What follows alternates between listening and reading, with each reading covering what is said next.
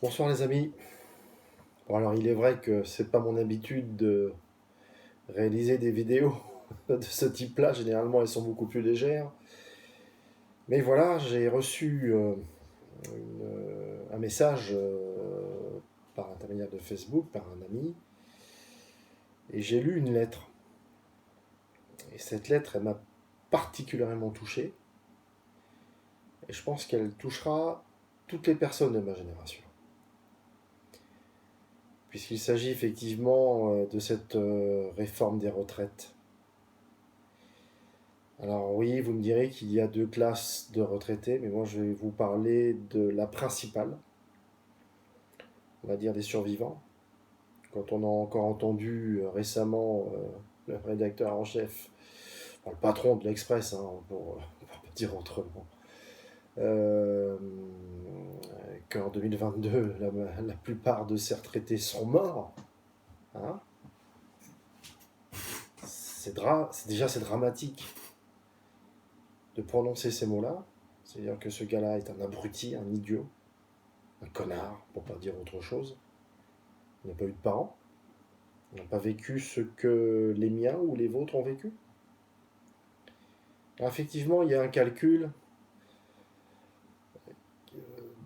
venant de Macron qui pourrait être juste. C'est que les retraités la fermeront. Ouais, sauf que leurs enfants sont là. Je fais partie de ces enfants.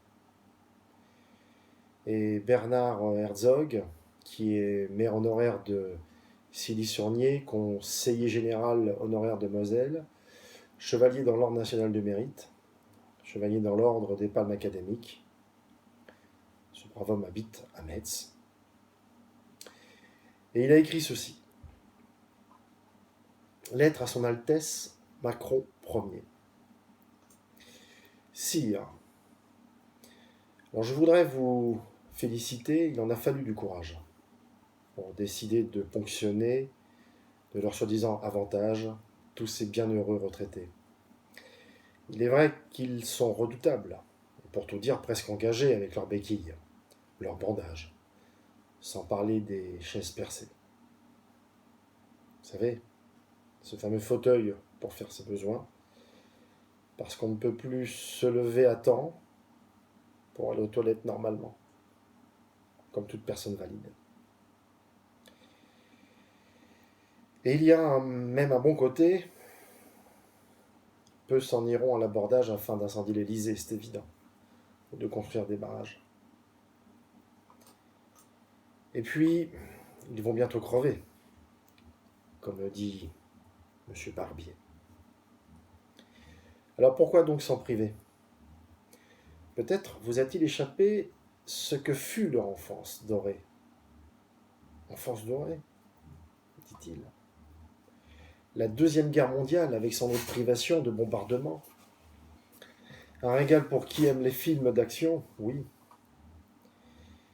Et ensuite, ce fut l'école où l'on passa bien peu de temps, pas comme certains guignols, qui n'en sortent qu'à 27 ans. C'est vrai que lorsque nos parents nous racontaient ces périodes de bombardement, notamment à Paris, région parisienne et les grandes villes de France, donc c'était l'enfer sur Terre. Ouais, c'est terrible. Et à cela s'ajoutait le manque, la privation, que les moments où ils avaient à manger, eh bien, c'était reçu comme étant une bénédiction. Alors, effectivement, pour eux, c'était souvent l'usine, où ils entraient à 14 ans. 48 heures par semaine, et non 35 heures. Pas de RTT, bien évidemment. 15 jours de congés payés. Vraiment l'existence rêvée. Votre service militaire, dites-moi, où l'avez-vous fait, monsieur Macron? Pour nous, 28 mois d'une guerre, 30 000 jeunes y sont tombés, mais cela n'est pas votre affaire, pour le résultat qu'on connaît. Alors pourquoi donc se gêner? Pressurons-les, tous ces nantis, pour pouvoir mieux distribuer aux arrivants de ces pays qui jamais n'auront travaillé ni cotisé que des nids. Pour ce qui est du logement, mon Dieu, que nous fûmes gâtés. Assise dans l'appartement d'à peine 60 mètres carrés, sans aucune des commodités, qu'on accorde généreusement même aux nouveaux arrivés. Moi, je me souviens quand jusqu'à l'âge de 12 ans, on habitait à Aubervilliers, exactement au 55 rue de la Goutte d'Or. Un petit appartement modeste. Il y avait 2 chambres, une petite salle à manger. Je me souviens de mémoire, ça devait faire peut-être 30 mètres carrés, le tout. Et on n'avait pas de salle de bain, on n'avait pas de douche. On se lavait dans la cuisine, une petite cuisine dans le lavabo. Et le seul moment où on prenait une douche, eh bien, c'était le dimanche, où on avait un seau, enfin c'était un seau particulier percé, où on mettait de l'eau chaude dedans, et on mettait les pieds dans une sorte de petite baignoire, et on prenait notre douche comme ça le dimanche. Voilà. J'ai 54 ans, je vais sur 55 ans, mais il est vrai que c'est un souvenir que j'ai conservé, même si c'était pas douloureux, hein, faut pas exagérer non plus. Mais pour dire exactement que même dans les années 60, bah, on vivait encore un peu plus simplement qu'aujourd'hui. On n'avait pas encore tout le confort que peuvent avoir nos enfants. Bon, ça c'est aussi important de le savoir et de le dire. Voilà, c'est une petite parenthèse. Alors, Monsieur Macron, sans doute l'histoire de France n'est pas votre tasse de thé. Elle fut traitée en votre absence, ou bien vous l'avez oubliée. C'est fort possible. Bien pas nous. Un jour vous en apercevrez. Macron, le seigneur des retraités. S-A-I-G-N-E-U-R. Seigneur. Appelons désormais Macron le seigneur des retraités, car c'est vraiment le titre qui lui convient. Surtout ne pas se plaindre et critiquer quand on choisit de ne rien faire et ne rien dire. On en a tous ras-le-bol. Les vieux, les moins vieux ou les moins jeunes, les jeunes, les plus jeunes. Alors diffusons. Soyons acteurs concrètement. Internet, c'est un certain moyen de nous défendre. Avec seulement l'envoi de ce message, ou d'un mail, en prenant ces mots, à plusieurs de vos contacts, soit 30 secondes de votre temps précieux pour peut-être aider notre pays.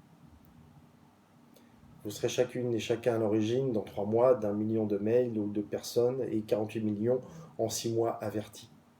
C'est très important de ne pas laisser passer ces lois, et d'autres encore, qui sont des lois liberticides. Ce nouveau système, on va dire, présenté par Macron, nous devons le refuser absolument. L'Europe, ce n'est pas celle que nous voulons.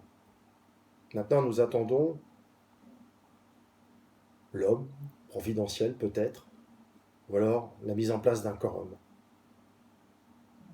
pour au moins sauver notre patrie et sauver les personnes qui y vivent. Ça me semble impératif.